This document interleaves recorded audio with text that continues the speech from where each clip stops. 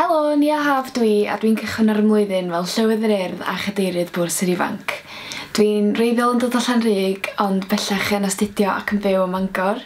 Dwi'n gwneud Cymraeg a theatr ar cyfryngau.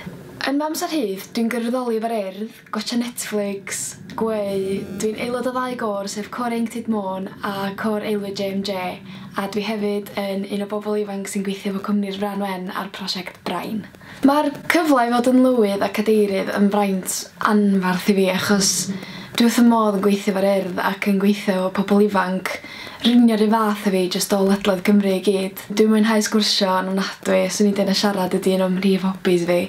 Felly mae cael y cyfle i siarad efo bobl ifanc a cyfarfod pobl ifanc a dod yn ffrindiau efo bobl o ledled Cymru jyst yn fraint i fi.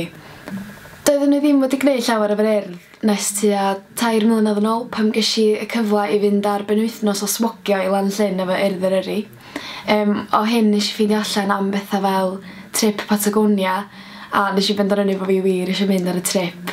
Nes i wirfoddoli lot efo urdd yr yrru ar ôl cael y newis i fynd i Patagonia a wedyn nath hynna arwain i fod yn aelod o fwrdd ieuenctid yr yrru a wedyn yn rhan o bwrdd cenedlaethol bwrs yr ifanc. Diolch i waith y bwrdd dros y 2 flynedd dwytha, da ni'n gobeithio cael mynd ar daith i y tŷ yn Hwngari yn 2018, felly mae hwnna'n fath i edrych ymlaen i. Dwi'n teimlo bod gwirfoddoli efo bwrs yr ifanc wedi rhoid yr hyder i mi leisio marn am faterion sydd yn effeithio fi ac yn effeithio bobl arall, rhywun peth o fi dros Gymru i gyd.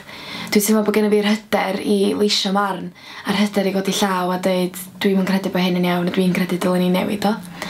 Dwi'n teimlo bod y bwrdd yn le agorad iawn lle fedrydd pobl leisio barn a fedrwn ni ddysgu i wrando ar eraill a dysgu i wrando ar ystod anfarth o farn gwahanol a gweld beth sy'n debyg a beth sy'n wahanol amdano ni gyd. Dwi'n licio diolch yn fawr iawn i Siwan Dafydd a Daniel Rowbotham ac i Ethan. Oedd Siwan a Dan yn lywyddion tra ni'n eistedd ar y bwrdd i gychwyn efo a mae eu brwdfrydedd nhw wedi just ysgogi gymaint o ffydd yn fi yn pobl ifanc Cymru. A mae Ethan yn is-lywydd i fi dros y flwyddyn, felly dwi'n edrych ymlaen yn fawr iawn i gydweithio efo Ethan a meddwl am fwy o syniadau am beth lle y bwrdd drin y trafod yna fo.